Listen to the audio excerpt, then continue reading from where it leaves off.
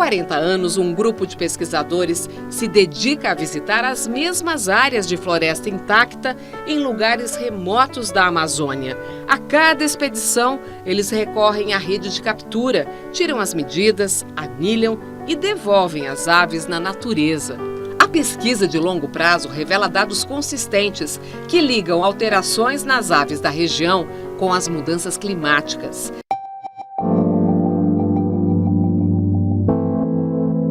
77 espécies nativas perderam tamanho e peso e muitas apresentaram asas mais longas. No Repórter Eco de hoje, o estudo que revela como o aumento da temperatura na Terra encolheu aves nativas. E veja também. O fotógrafo premiado Lalo de Almeida registra e denuncia a ocupação predatória e a destruição da maior floresta tropical do mundo.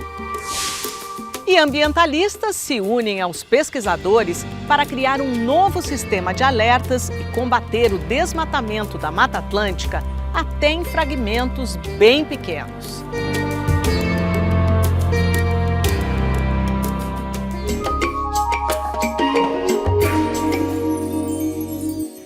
Mais de 70% dos brasileiros vivem em áreas de Mata Atlântica. Para monitorar o bioma, a Fundação SOS Mata Atlântica e pesquisadores criaram um novo sistema de alertas de desmatamentos com imagens de satélites, capaz de detectar com precisão até os cortes de pequenas áreas de floresta. A Mata Atlântica é um dos biomas mais ricos em espécies de animais e plantas. E um dos mais ameaçados. A necessidade de proteger a floresta envolve também a qualidade de vida dos seres humanos. Mais de 70% dos brasileiros habitam áreas onde ela está presente. Os fragmentos dela garantem serviços ambientais essenciais. A água que a gente bebe, a água que abastece as nossas indústrias, que irriga a nossa agricultura, e a água que vai para as nossas represas e reservatórios, que gera eletricidade, uma energia limpa. Quando a gente planta a árvore, a gente está sequestrando o carbono da atmosfera e diminuindo o efeito das mudanças climáticas. Uma nova tentativa de conter o desmatamento da Mata Atlântica. A partir da análise de imagens de satélites, são lançados alertas mensais quando pequenos pedaços da floresta são cortados. Eles são divulgados por meio da plataforma Map Biomas e servem para alertar a fiscalização. Mas, para que isso funcione na tentativa de proteger o bioma, é preciso que municípios, estados e o governo federal assumam as suas responsabilidades na fiscalização, punindo os desmatadores. Com esse novo sistema de monitoramento, a gente está enxergando desmatamentos de 3.000 metros quadrados, ou 1/3 de hectare, que é mais ou menos 1/3 de um campo de futebol. Até antes desse sistema existir, a gente monitorava na Mata Atlântica desmatamentos de 3 hectares, que são 30.000 metros quadrados ou 3 campos de futebol. Infelizmente, os proprietários de terra, que não respeitam a lei, aprenderam que a gente enxergava desmatamentos de 3 hectares e passaram a fazer desmatamentos pequenos, menores, uma pontinha de uma floresta, uma borda de uma mata. Esse drible agora não é mais possível, a gente consegue enxergar pequenos desmatamentos, mas a gente não consegue enxergar durante o desmatamento ainda. Em 90% dos casos, a derrubada da Mata Atlântica ocorre para abertura de áreas para agricultura ou criação de gado. Mas os cortes motivados pela especulação imobiliária nas cidades também crescem e preocupam.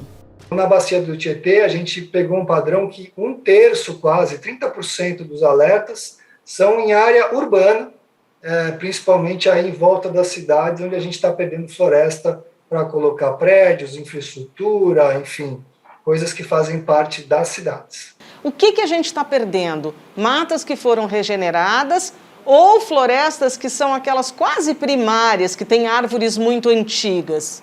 O desmatamento na Mata Atlântica ele ainda acontece nos nossos fragmentos mais antigos, nas nossas florestas aí remanescentes, mas hoje ele acontece com muita intensidade também nas florestas jovens, que são as crianças ou os bebês da Mata Atlântica, o que deixa uma grande preocupação sobre o futuro da Mata Atlântica. A gente está ainda cortando o pai, a mãe, o avô e a avó, e ainda está também desmatando e cortando as crianças da próxima geração da Mata Atlântica. A gente tem uma lei específica para a proteção desse bioma. Não tem ajudado a evitar esse desmatamento. O que está acontecendo? A gente tem um movimento em alguns estados, né? Santa Catarina é clássico, né? Tanto na Assembleia Legislativa quanto no governo estadual, que tenta derrubar a lei da Mata Atlântica e permitir que tenha muitos desmatamentos muito maiores. O desmatamento diminuiu muito depois do processo de elaboração da lei da Mata Atlântica, mas infelizmente ela ainda não é suficiente e é desrespeitada. Com esse sistema de alertas, a gente vai dar informação para as entidades públicas que fazem a fiscalização, mas também para as empresas pararem de comprar desses imóveis que fazem desmatamento e os bancos pararem de dar crédito para quem também está desrespeitando a nossa lei.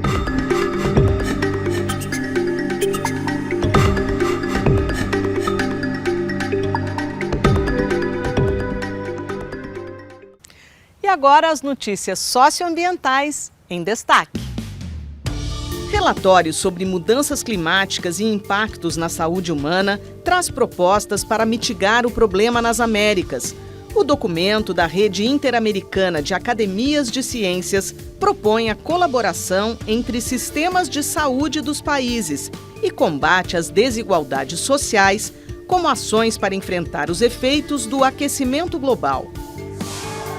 Grupo de artistas liderado pelo cantor e compositor Caetano Veloso, mais de 200 ONGs ambientalistas, representantes de movimentos sociais e dos povos indígenas, fazem grande manifestação em Brasília contra o chamado Pacote da Destruição. O Ato pela Terra foi um protesto contra os projetos de lei apoiados pelo governo Jair Bolsonaro que vão causar graves retrocessos socioambientais. Entre eles, o PL que permite a mineração em terras indígenas, o que facilita a aprovação de agrotóxicos e o que flexibiliza regras do licenciamento ambiental. Os artistas foram recebidos pelos ministros do Supremo Tribunal Federal. Depois, Caetano Veloso entregou ao presidente do Senado, Rodrigo Pacheco, manifesto contra os projetos polêmicos que tramitam no Congresso. O país vive hoje sua maior encruzilhada ambiental desde a redemocratização. O desmatamento na Amazônia saiu do controle.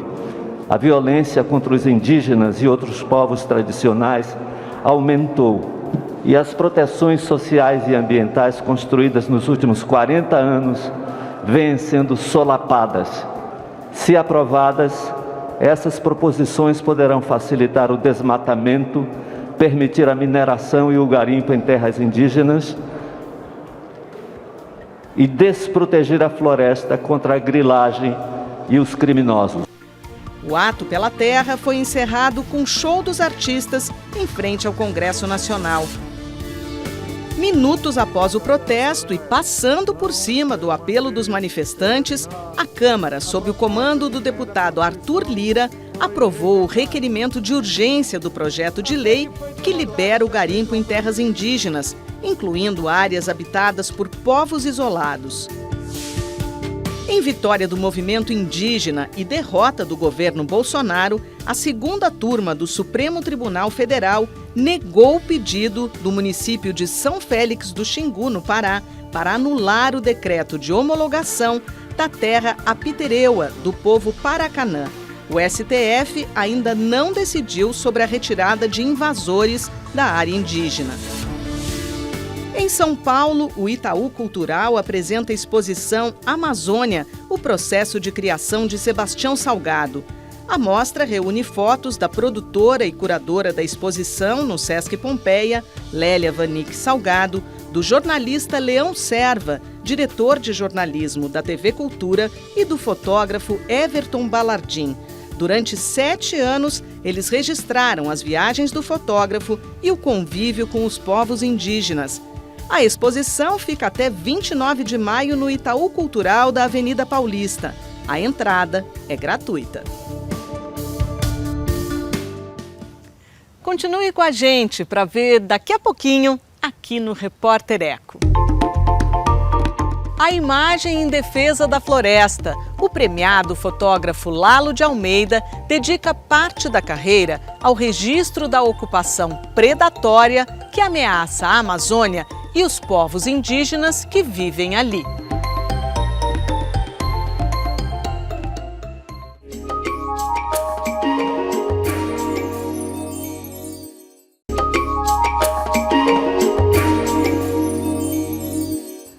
Lalo de Almeida é um dos mais importantes fotógrafos brasileiros.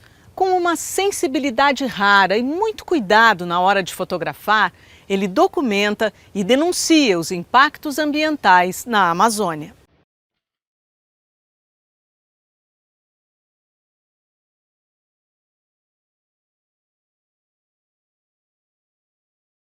Lalo de Almeida começou a fotografar aos 20 anos. As primeiras imagens foram feitas durante as aulas de campo do curso de Geologia, que abandonou para estudar fotografia na Itália. De volta ao Brasil, seguiu no fotojornalismo. Durante as queimadas do Pantanal em 2020, o fotógrafo registrou cenas chocantes que renderam a ele o primeiro lugar na categoria de meio ambiente do World Press Photo 2021, importante prêmio mundial na área de fotojornalismo.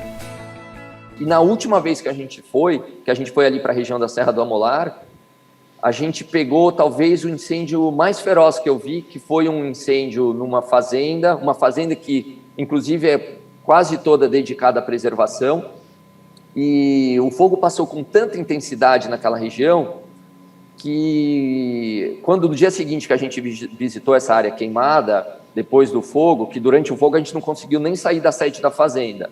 Tamanha, assim, a gente só via o barulho do fogo, parecia uma turbina de avião, era uma coisa maluca. Há 27 anos, como fotojornalista da Folha de São Paulo, Lalo de Almeida também teve a oportunidade de fazer várias viagens para a Amazônia. Os registros da ocupação da maior floresta tropical do mundo ganharam força a partir de 2009, com a polêmica construção da hidrelétrica de Belo Monte, no Pará. Belo Monte era exatamente mais um desses processos dessa ocupação, né, ocupação da Amazônia pensada fora da Amazônia, sem levar em conta as populações, né, o desenvolvimento das populações locais e a preservação do meio ambiente. Era exatamente o processo que se repetia, que sempre aconteceu na Amazônia.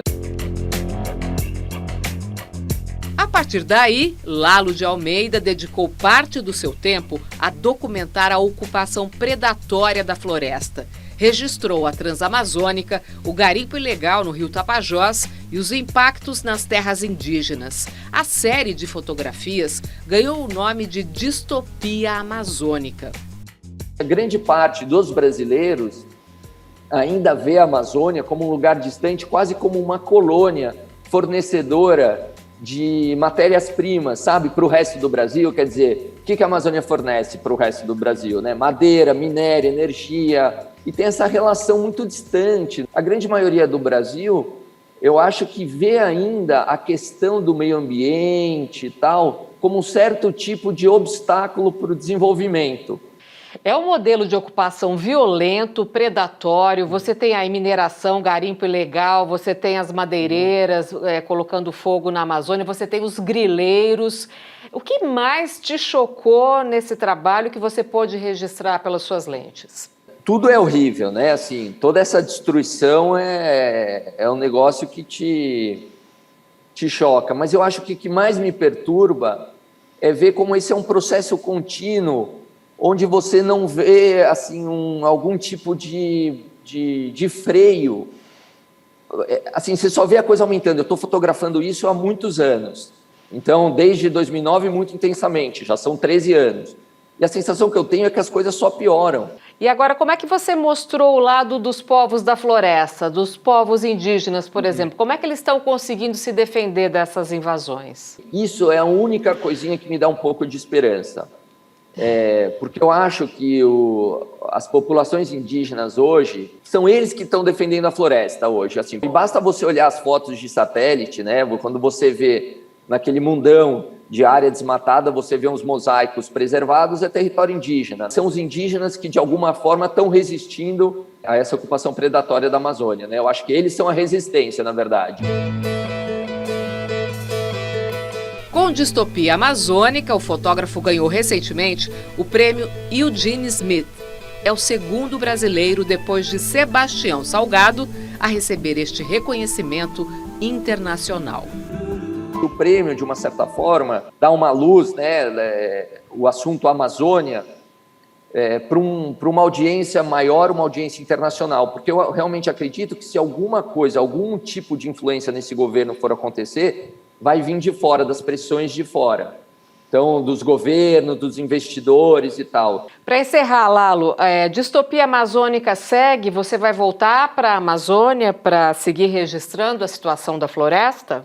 Vou, sim. Inclusive, o prêmio, o Eugene Smith, ele é um prêmio bolsa, vamos dizer. É um prêmio para estimular o fotógrafo a continuar documentando o trabalho, né? O trabalho da Amazônia, da Distopia Amazônica, é um trabalho da vida, né? Assim, enquanto eu tiver energia para continuar fotografando, porque é desgastante, né? Assim, e além do tema ser desgastante, porque te deixa triste, você vendo tudo e tal, está cada vez mais difícil fotografar na Amazônia. Você, jornalista, indo para a Amazônia, você é visto como uma pessoa não bem-vinda, né? Você é vista como, na verdade, um bandido. E a pessoa que está extraindo madeira ilegalmente, que está extraindo ouro ilegalmente e tal, ele é visto como um cara legal, que está gerando emprego, que está trazendo desenvolvimento para a região.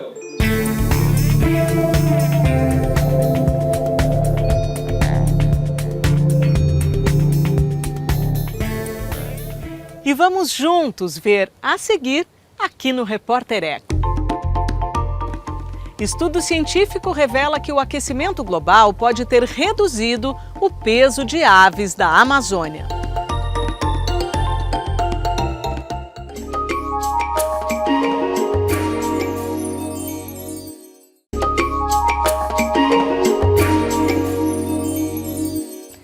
As mudanças climáticas intensificadas pelas ações humanas afetam a vida na Terra. Recentemente, os cientistas descobriram que o aquecimento global diminuiu o tamanho e o peso e alongou as asas de aves nativas da Amazônia, mesmo em lugares quase intactos da floresta.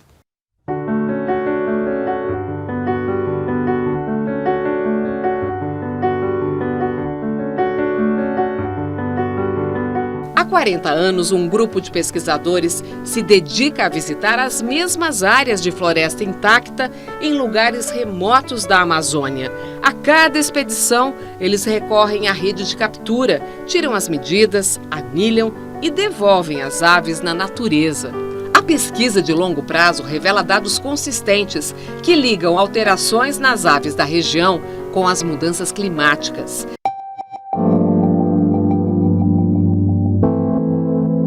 77 espécies nativas perderam tamanho e peso e muitas apresentaram asas mais longas. Isso está ligado com as alterações climáticas durante essa época também, principalmente com épocas secas, mais secas e mais quentes. Philip Stauffer, especialista em insetos e professor da Universidade de Louisiana, nos Estados Unidos, é quem hoje conduz a pesquisa e é também um dos autores do trabalho publicado em revista científica. Segundo ele, as mudanças foram observadas a partir dos anos 1980. A gente não sabe como foi feito isso no lado genético. Ser menor em peso indica que é mais fácil voar e também que é mais fácil tirar calor. quando a ave está quente. E com asas mais longas, também é mais fácil voar com mais eficiência. Quanto essas aves perderam de peso ou tamanho nesses anos? Mais ou menos na área de 2% cada década. Então, eles, durante essa época de 40 anos, eles estão chegando em 10% de diferença. O professor Philip Stauffer cita o Irapuru como exemplo do que está acontecendo. Já sabemos, por outros dados, que a abundância dessa espécie está menor agora do que era. E com esse estudo também sabemos que o corpo é mais ou menos padrão, 10% redução de peso e 10% aumentação de asa. O Irapuru é uma avezinha, marronzinho, vive dentro próximo ao chão da floresta, no que a gente chama do subbosque, a parte escura próximo ao chão da mata, e mantém territórios permanentes o ano inteiro, sem mexer. O ornitólogo especialista em aves amazônicas, Mário Conraft, do INPA, Instituto Nacional de Pesquisas da Amazônia, não participou do estudo, mas acompanhou os resultados e se diz impressionado com o fato das aves serem afetadas no interior de uma floresta intacta. Quando você mexe, cortando a floresta, derrubando algumas árvores, fragmentando a mata por causa de criação de pasto, esse tipo de coisa, essas espécies do interior da floresta são as mais sensíveis, e a gente vê que isso é uma resposta às mudanças do microclima. Agora, ter mudanças nas aves dentro da floresta que não foi mexido, sugere que o microclima está mudando também. O que muda microclima numa floresta que está intacto é o macroclima, é o clima do planeta como um todo. Essa mudança climática a gente observa claramente em tudo quanto é lugar e está, de fato, impactando até a mata mais tamponada, mais protegida pela sua própria existência das mudanças, estão chegando lá também. Os estudiosos buscam hipóteses para explicar as alterações no corpo das aves. Espécies tendem a ter indivíduos menores em climas mais quentes e maiores em climas mais frios. A mesma espécie que ocorre em latitudes baixas, próxima à linha do Equador, é menor do que os representantes daquela espécie em climas mais frios e mais distante da linha do Equador. Agora, isso acontecer dentro de uma população no mesmo lugar é muito sugestivo. O clima está esquentando e os bichos estão diminuindo de tamanho. Então, parece razoável pensar que isso é uma adaptação. O fato que estão menores não quer dizer necessariamente que está sendo uma adaptação ao calor. Pode ser que estejam morrendo de fome, tendo dificuldade em achar comida suficiente. Estão perdendo peso, simplesmente emagrecendo. É muito difícil escapar à conclusão que são mudanças climáticas que estão causando esse efeito. Seja diretamente por causa do calor ou indiretamente através dos efeitos nas populações de presas da comida para os bichos. O ornitólogo explica que ainda não se sabe se a mudança ocorre somente nos indivíduos estudados ou se as novas gerações estariam nascendo com tamanho menor e asas mais longas. O que é que está acontecendo? São as gerações encolhendo ou os mesmos bichos emagrecendo, ou uma combinação das duas coisas, que é o que eu suspeito que seja o caso.